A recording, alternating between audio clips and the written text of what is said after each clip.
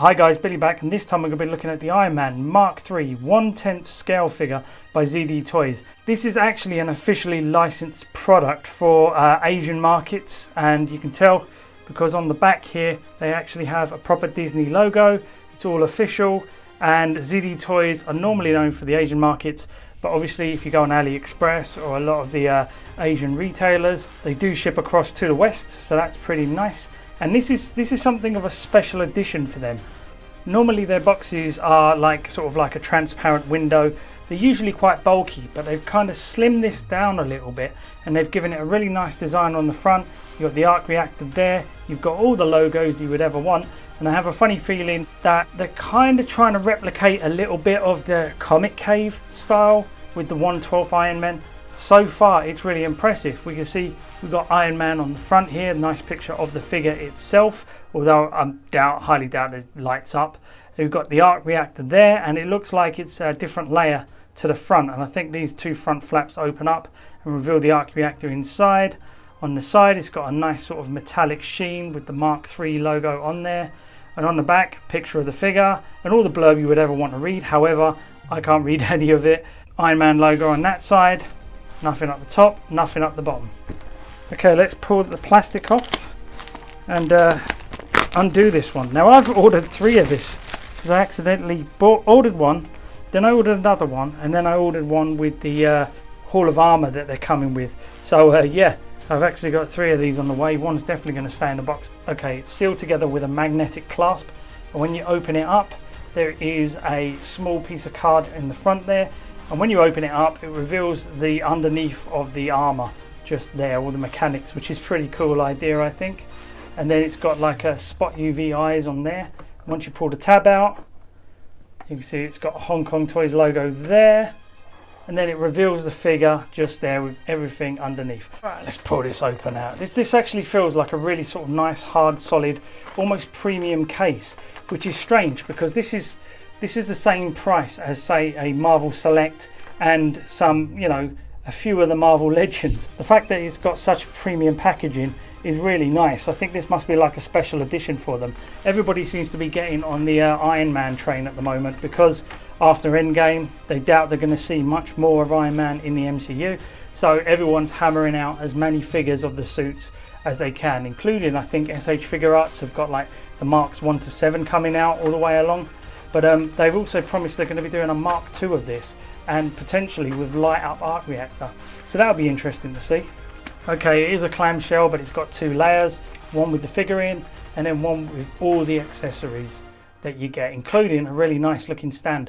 Okay, let's get it fully unboxed. And here he is straight out of the packaging, and you can see he comes with quite a bit, especially for a Marvel Select kind of price range. And the first impressive thing about it is the paintwork, and it's a brilliant paint job on this 1/10 scale Iron Man figure that's sub £30. I mean, this thing was like £22 or something like that total, including shipping. Probably even cheaper in Asian markets. So the fact that it has a paint app as good as an SH Figure Arts says something about the paint quality.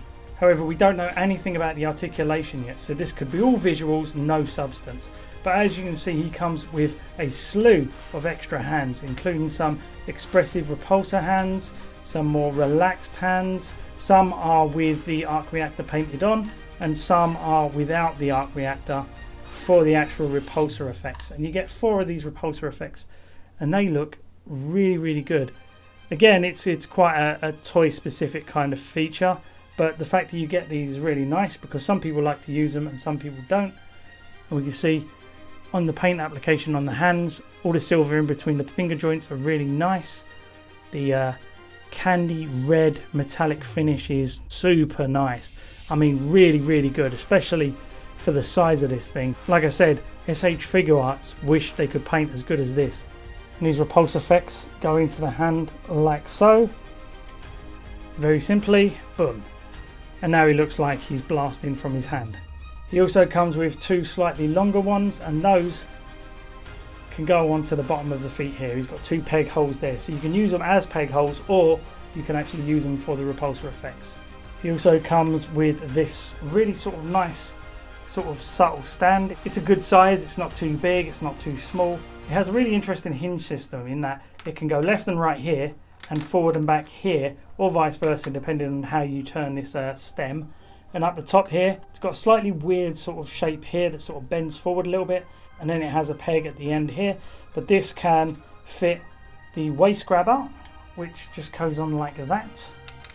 Or if you really want to secure it, you can take these pieces off of the waist grabber here, remove it from the stand, take this piece here, which is more like a crotch grabber, push it on, and then put these on here. Boom. And then that would be like a quasi crotch grabber / waist grabber as well. And I think that would work even better with sort of flight poses and things like that. Overall, with 8 hands, 4 repulsor blasts, and a really quality looking sturdy stand, this comes with a hell of a lot more accessories than I would expect at the price range. And you've got to give it to them for that. Okay, moment of truth. Let's see if this suffers from the same amount of articulation that all the other ZD Toys Marvel figures do. Okay, test-wise, his head can look up a lot more than usual than the other ones. Looks down pretty good. It looks left a hell of a lot. Can swivel all the way around. That's some pretty nice range. Shoulder pads are articulated so they can come forward and back. So if you want to bring these all the way down, you can get the shoulder arm all the way up. And there is a slight sort of, feels like a slight butterfly joint in there. The arm can pop out. Oh my god, there's bicep swivel. That's pretty sweet. And there is a double bend in the arms. And now it looks a little bit garish there, but it actually allows for more than 90-degree bend. And he's got full rotation in the hands.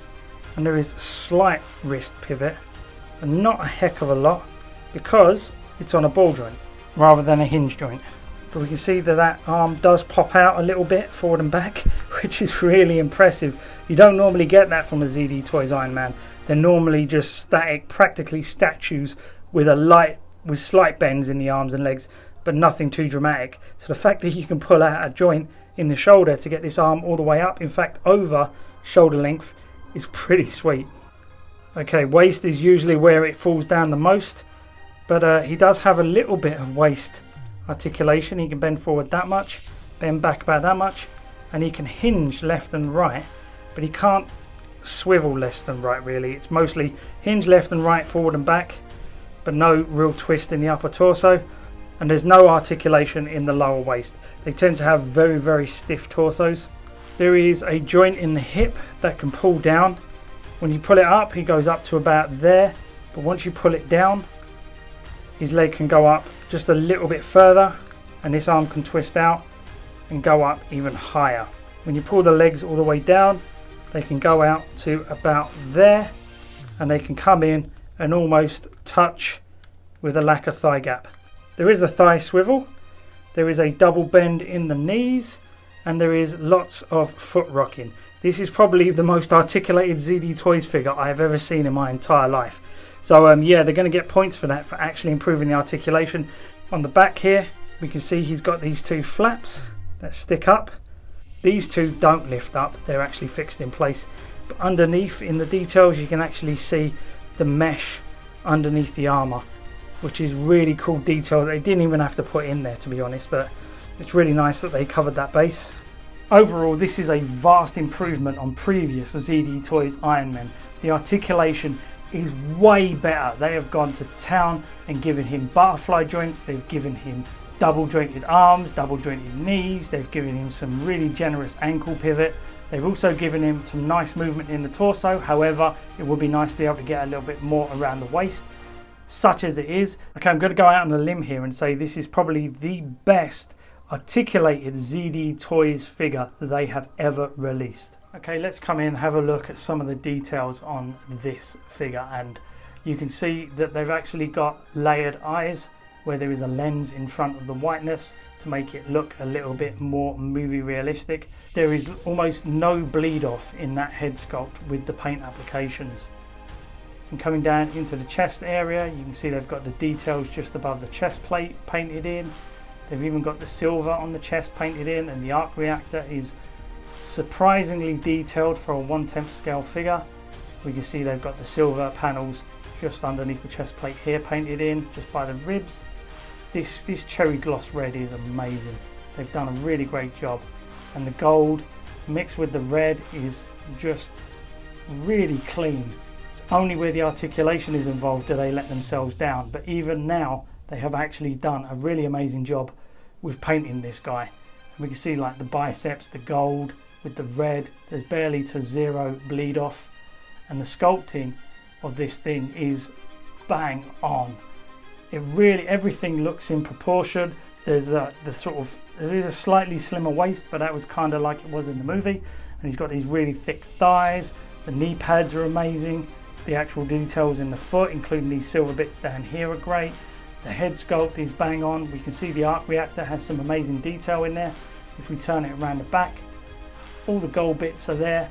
The little black sort of gunmetal sort of grills on the back there are painted in. The silver bolts up the top. These little gold panels at the back. All the detail in the spine area is there. This is a really great looking figure. But they're already winning when they presented it in the box that they presented it in. That's the kind of thing that really gets a collector going, when you actually get such a high quality presentation as well. It really makes you smile. And then when you open up the figure and see the paint application is top notch. Not only that, but they've actually gone to town with the articulation. Honestly, I'm really surprised by this. Okay, and here he is in a sort of semi-flight pose. I've managed to get him into it, but it was a little bit fiddly. The chest torso area doesn't lean back as much as I would hope. The head doesn't lean up as much as I want it to. However, it does actually fit. These bits of the arms are a little loose. I've managed to squeeze them in between the hip area, but I'm sure with trial and error and a lot more time, you could probably get him into a proper flight pose. However, time is of the essence, so I've done as much as I can within the time constraints I've got. But yeah, you can definitely get him in it. And no, you can't do the ground pound pose. I have tried. Superhero landings are not this figure's forte. However, that is but one minor gripe with this figure compared to all the pluses. You can also get him into a double repulsor blast pose, just like in the movie. Move the shoulder pads back, closes some of the joints up, and looks really, really cool. And yes, if you really want, you can bust out the Hadouken pose. Okay, and here he is next to the Figma Iron Man Mark 7, which isn't very comfortable standing in a museum pose. That's why it looks so awkward. It was designed to be posed rather than just standing straight up. But you can definitely see this is way, way bigger, and is definitely more in line with a 1/10 scale figure rather than the smaller end of 1/12 scale, maybe even 1/13. And here he is next to the Mezco Gladiator Thor. You can definitely see there is still a massive size difference. And here he is next to the Black Series 1/12 scale Mandalorian. And here he is next to the Marvel Legends Mark 85 figure. You can definitely see there is a size difference. And here he is next to the Mark 85 ZD Toys figure. And we can see that the original stand that these sort of ZD Toy figures came on is a little bit different. So it is nice for them to give us a slightly smaller option, and it's better to pose your figures on. And here he is next to the Marvel Legends Civil War Cap figure from the 10th anniversary sets. And you can see there is a massive height difference. However, if we take this guy and swap him out and put this guy, which is also a 10th anniversary figure, Thor the Dark World figure, you can see they actually scale slightly better, which just goes to show that Marvel Legends can vary in size, because these two actually scale quite well together, despite supposedly this being 1/12 and this being 1/10, and this also being a 1/12 figure. So size wise, Marvel Legends can be a little sketchy as well. However, as a rule of thumb, they do tend to be a lot smaller than the ZD Toys ones. And for no reason whatsoever, here he is next to Kao Yokoyama's 1/12 scale WTF Spaceman figure. Okay, overall this is the best Iron Man ZD Toys has ever produced. The paint application is far more in line with SH Figure Arts and Figma rather than, say, a Marvel Legends type figure, and the price of this guy is pretty much on par with this guy. So the details in this, the paint application, only thing that lets it down is some posing in the torso. But however, the same could be said for this guy. This may have a little bit more torso articulation going back, but going forward it's pretty much the same, and they've both got a fixed waist. However, the difference between this is that it is far more movie accurate, and the colours and the paintwork is far superior than a Marvel Legends. However, it will not scale properly with all your 1/12 stuff. But personally, that's a small price to pay for a really quality looking Mark III. We need more in the market, and I'm really glad that companies are starting to go back and revisit the first 7 armors and are going to produce even more. Now, ZD Toys have promised that they're going to be producing a Mark II, and that looks to actually have light up features. So I'm really looking forward to that, because if it's the same price point as this guy with light up features, it's going to look amazing. And also they're producing Hall of Armors, and one's on its way to me now, so I'll be able to compare it once I actually get it in hand. However, I genuinely think these are amazing figures, and if you can get over the fact that it's 1/10 scale, not 1/12 scale, you're going to be very happy with your purchase. Okay guys, hope you enjoyed the video. Like and subscribe. If you do me a favour now, if you can get the frick out of my cave, I'm going to go put this guy on the shelf next to all my other ZD Toys Iron Man, and he is going to stand proudly in the middle just to show the others how it's done. Bye bye guys.